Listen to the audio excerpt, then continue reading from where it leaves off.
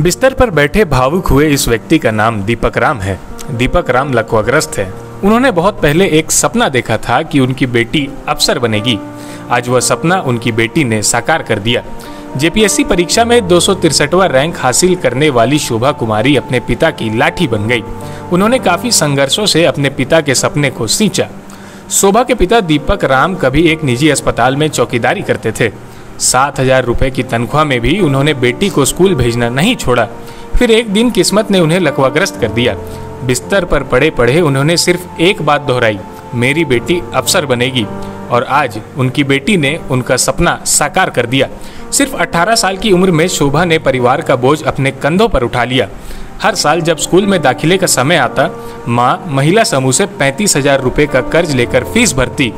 कर्ज चुकाने के लिए माँ ने अपने गहने गिरवी रखे, खेत गिरवी रखे, कई बार भूखे रहकर बेटी की किताबें खरीदी।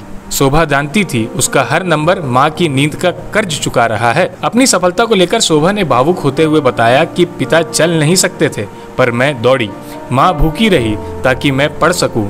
मैं कैसे हार जाती। सर खुशी तो बहुत है, जहाँ भी हूँ बहुत खुश हूँ। कोशिश करूँगी कि जिस तरह से मैं आगे बढ़ी औरों को भी सहायता दूँ, इंस्पिरेशन दूँ और जितना हो सके मदद करूँ, ताकि मेरे जैसे जैसे और भी लोग आगे बढ़े और औरों को भी आगे बढ़ने में सहायता करें। आप कौन सा रैंक आया आपका लैंग्वेज पेपर कौन सा था? जी सर, मेरा रैंक 263 था और मेरा लैंग्वेज पेपर खोटा था। कैटेगरी कौन सा था आपका? सर एससी कैटेगरी से मैंने क्वालिफाई करा है। देखिए, शोभा बता रही है पिछड़े जाति से भी आती हैं और जहाँ पे आज भी लोग बहुत पीछे चल रहे हैं, वैसे ही अपने समाज से आगे आकर न कि कहीं मोहल्ला, गांव, हजारीबाग या जिले का नाम रोशन कर रही हैं, बल्कि पूरे राज्य का भी नाम साथ में रोशन कर रही हैं। प्रारंभिक शिक्षा आपकी कहाँ से हुई थी? सर मेरा primary education Saint Paul School Hurhuru Hazaribagh से हुआ है। यही बगल में जो है? जी बगल में हुरूरू चौक पे वो स्कूल है, उससे मैंने 10th तक किया। फिर 12th मेरी इंटर साइंस कॉलेज हजारीबाग से हुई है। कौन सा सब्जेक्ट था आपका? सर साइंस स्ट्रीम था मेरा।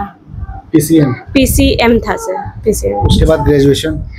जैसे ही मैंने इंटर पास किया, सेम ईयर मेरा ग्रामीण डाक सेवक के तौर पे चयन हो गया, तो मैं फिर इग्नू से ग्रेजुएशन करा मैंने हिस्ट्री ऑनर्स के साथ सेंट कोलंबस कॉलेज से। आपने फिर उसके बाद पीजी भी किया आपने? जी नहीं सर, 2022 में मेरा ग्रेजुएशन कंप्लीट हुआ और फिर उसके बाद मैंने एसएससी दिया। मैं पीजी नहीं की हूँ अभी तक, मैंने एसएससी दिया, उसमें सिलेक्शन नहीं हुआ कुछ भी वजह से। उसके बाद जेएसएससी दिया, उसमें मैं सेलेक्टेड हूँ और फिर उसके बाद मैंने जेपीएससी दिया। ये मेरा फर्स्ट अटेम्प्ट था और मुझे 263 रैंक मिली है। पहले ही बार में इन्होंने ये सफलता हासिल की है। शोभा, क्या आप बता रही थी कि अभी आप पोस्ट ऑफिस में भी? जी सर। ये कैसा सफर है? ये कैसे आपने शुरू किया? और सफर तो बहुत चुनौतियों से भरा रहा, क्योंकि मैं जस्ट 18 साल की थी, मतलब कुछ भी याद नहीं था दुनिया का, क्योंकि स्कूल से घर तक की ही दुनिया थी। तो जब एक्सपोजर मिला तो, और ऐसी जगह पे एक्सपोजर मिला जो कि एक एमसीसी बेल्ट है, मोबाइल का नेटवर्क नहीं है, जाने का साधन नहीं है, आपके पास अगर पर्सनल मतलब व्हीकल नहीं है तो आप नहीं जा सकते वहाँ। आज भी पर्सनल व्हीकल नहीं जाता है, मतलब पब्लिक व्हीकल नहीं जाता है। तो बहुत स्टार्टिंग बहुत चुनौतीपूर्ण था। मैं घर आके रोती थी बहुत, अकेले में, पापा के सामने नहीं रोती थी कि नहीं हम नहीं करेंगे ऐसे है वैसे, बट कंडीशन को देख के मैंने किया। 4 साल मैंने किया। कोविड के दरमियान भी मैं जाती थी, मैंने उस टाइम काम किया। फिर वहाँ से फिर मेरा फर्स्ट बार में ही मैंने एमटीएस का एग्ज़ाम निकाला, क्योंकि मुझे वहाँ से निकलना था, तो वो फायर अंदर था। फिर मैं एमटीएस के तौर पे यहाँ हजारीबाग आई, तो थोड़ा सा स्टेबिलिटी मिला लाइफ में। तब फिर मैंने जाके एसएससी दिया, फिर वो नहीं हुआ। फिर जेएसएससी के लिए प्रिपेयर किया, वो जो कि आपको बताया कि हो गया। फिर जेएसएससी के बाद 2 महीने का ही टाइम मिल पाया मेंस के लिए प्रिपेयर करने के लिए, उससे पहले मैंने नहीं करा था। तो मैं मेगा सिविल सर्विसेज गई थी पहला टेस्ट देने के लिए पीटी के रिजल्ट के बाद, और मेरा वहाँ पे उस दिन फर्स्ट ही टेस्ट में 2nd रैंक था, साइंस का टेस्ट था। तो वो एक कॉन्फिडेंस आया कि नहीं मैं कर सकती हूँ। और उसके बाद फिर आप जब जॉब कर रही थी, तो आजकल जो सरकारी जो जॉब होते हैं वो 10 से 5 होता है, काम में ज़्यादा है तो 7 भी बज जाता है, 8 भी बज जाता है। ऐसे में पढ़ाई जारी रखना, मेंस में बहुत पढ़ना पड़ता है, उसको आपने कैसे टैकल किया? सर मैं सुबह 6 बजे लाइब्रेरी चली जाती थी। जॉब पे आप थी तो लाइब्रेरी कैसे जा रही थी? सुबह 6 बजे मैं लाइब्रेरी जाती थी, 9:30 बजे लाइब्रेरी से निकल के डायरेक्ट ऑफिस चली जाती थी। मम्मी लंच बना के भाई से भिजवा देती थी ऑफिस से। फिर शाम में 5 बजे निकलती थी ऑफिस से, फिर लाइब्रेरी चली जाती थी, 9 बजे फिर घर आती थी, तब फिर खाना वाना खा के जो भी था। तो मैंने बहुत सारा टाइम लाइब्रेरी में बिताया है, क्योंकि मैं इतना थकी होती थी कि घर पे आके नहीं पढ़ पाती थी। तो एक मोटिवेशन चाहिए था जो कि लाइब्रेरी में और बच्चों को देख के आता है। तो फिर मैंने लाइब्रेरी के थ्रू ही अपने आप को मोटिवेटेड रखा और पढ़ाई परस्यू किया। सर देखिए, शोभा बता रही हैं, और कहीं ना कहीं आफ्टर कोविड लाइब्रेरी का जो प्रथा है, प्रचलन है, वो झारखंड में बहुत बढ़ा है।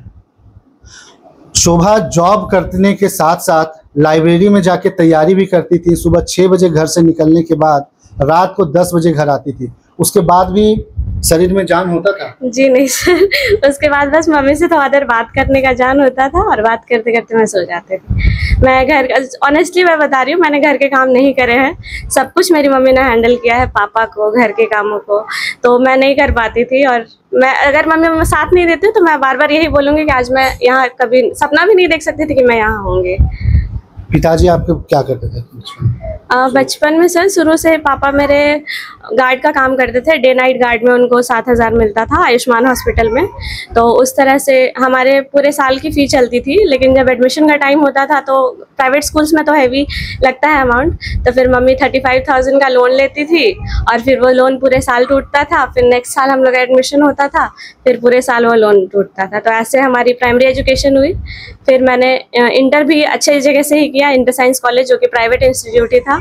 तो फिर वहाँ भी पापा बहुत हिम्मत करके किए, मुझे पढ़ाया। उसके बाद फिर मैं इंटर के बाद मैं अपने पैरों पे खड़ी हो गई थी। तो मेरी पढ़ाई में फाइनेंशियल दिक्कत नहीं हुई, बाकी फिजिकल और इमोशनल दिक्कतें आई, बट मम्मी ने उतना मजबूत बनाया था। मम्मी को देख के कॉन्फिडेंस आ जाता था कि मम्मी रो नहीं रही है, मम्मी इतना कर रही है, तो मैं कर लूँगी। उसके बाद जब बारी आती है पढ़ने की, ग्रेजुएशन के बाद की, वो कैसे कम संसाधनों में? सर मोबाइल मेरा सबसे बड़ा ये रहा। मैं बस में जब ट्रैवल करती थी तो मेरे पास 24/7 मैं हेडफोन्स रखती थी। तो मैं बस में जाते वक्त टारगेट सेट रहता था कि यहाँ से यहाँ तक आज कर लेना है, बस में करना है, फिर आते टाइम करना है, फिर रास्ते में करना है। तो मैंने बुक से कम और PDF से और मोबाइल से ज़्यादा पढ़ा है, और बाकी जो है सब यहीं पे है। मैंने इस तरह से मतलब संसाधन जॉब के बाद कर लिया था मैंने, मतलब उस लायक हो गई थी कि संसाधनों का दिक्कत नहीं हुआ। लेकिन हाँ, शुरू में जब हुआ तो बहुत सारे लोगों ने सहायता की। आपका लैंग्वेज पेपर क्या था JPSC में? सर मेरा लैंग्वेज पेपर खोटा था। खोटा? जी। आप जब पढ़ाई कर रही थी तो सुनने में आया कि 2023 में ऐसा परिवार के साथ कौन सा इंसिडेंट हुआ था? सर 2023 में ऐसा हुआ कि ऑल ऑफ अ सडन पापा ठीक थे, शाम में घर आए तो उनका पैर हल्का हल्का नहीं उठने लगा। तो हम लोगों को लगा कमज़ोरी की वजह से हुआ होगा, बट पूरी रात में ऐसा हुआ कि पापा मतलब कुछ मूवमेंट नहीं कर रहा है, बॉडी वन साइड पैरालाइज्ड है, बोल नहीं रहे हैं अच्छे से। तो बस हम लोग प्रे कर रहे थे भगवान रात कट जाए। फिर सुबह 4 बजे ही हम लोग पापा को विष्णुगढ़ लेके गए, बनासो लेके गए, वहाँ एक डॉक्टर हैं, तो उनसे हमने दिखाया। तो फिर डॉक्टर बोले, पापा को हिचकी चढ़ गया था, तो बोले कि 2 दिन अगर बच जाएंगे तो बच जाएंगे।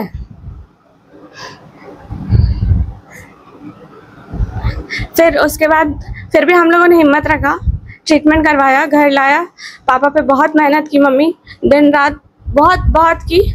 फिर हम लोग 2 महीने तक अच्छे से पापा को रख पाए। पापा धीरे धीरे ठीक हुए। 2 महीने के बाद जब गए तो डॉक्टर बोला कि, डॉक्टर लिटरली तारीफ़ किया कि जो आदमी को हिचकी चढ़ गया था उसको आप लोग बचा लिए। डॉक्टर दवा नहीं दिया था, बोला कि हम कैसे दवा दें, किस चीज़ का दवा दें। बोला भगवान से मनाइए कि बच जाए। तो बस ऐसा ही था कि उस टाइम बहुत मुसीबत का पहाड़ उसी टाइम टूटा था। अभी बेड पे हैं फिलहाल? पापा भी बेड रिडन है, मम्मी सब कुछ करती हैं, थोड़ा बहुत बाहर अंदर होता है, मतलब धीरे धीरे रिकवर कर रहे हैं, लेकिन रिकवरी बहुत स्लो है उनका। शोभा, आपके परिवार में और कौन कौन? हम लोग पूरा जॉइंट फैमिली है। मम्मी है, पापा है, 2 भाई हैं और 2-3 चाचा हैं, चाची लोग हैं, मतलब एक हैप्पी जॉइंट फैमिली है। अगर कहा जाए तो पिताजी का पिछले 2 साल से बेड पे हैं, 4 साल पहले आपकी नौकरी लगी। आप घर में कमाने वाले कितने हैं? फिनेंशियली सपोर्ट कौन घर को करता था? जब पापा थे तो फिर पापा थे, फिर हम पापा के साथ आए, फिर पापा का उस तरह हो गया तो जो मेरे बड़े भाई हैं उन्होंने और मैंने मिलके पूरे घर को संभाला, पापा को संभाला। फिर घर का एक सपना था पापा का, पापा एक घर है हम लोग का कहीं और, उसका नींव पापा रखे थे, तो ये भी था कि नहीं उस घर को कंप्लीट करना है। तो बाबापत में हमारा एक नया घर भी है जो अभी अंडर कंस्ट्रक्शन है, फर्स्ट फ्लोर मतलब हो गया है, सेकंड पे हम लोग ये कर रहे हैं, तो वो भी कर रहे हैं। तो फाइनेंशियली हम और मेरे बड़े वाले जो भाई हैं वो दोनों मिलकर। आपके भैया क्या करते हैं? वो टीचर है विवेकानंद स्कूल में, प्राइवेट स्कूल? जी प्राइवेट टीचर है वो। देखिए कहीं ना कहीं शोभा के घर की जब माली हालात खराब हुई तो शोभा ने न ही सिर्फ अपने घर को संभाला बल्कि माता पिता के सपनों को भी संभालने का काम किया। इनका एक घर बगल में बन रहा था, उसे भी इन्होंने धीरे धीरे काम जारी रखा।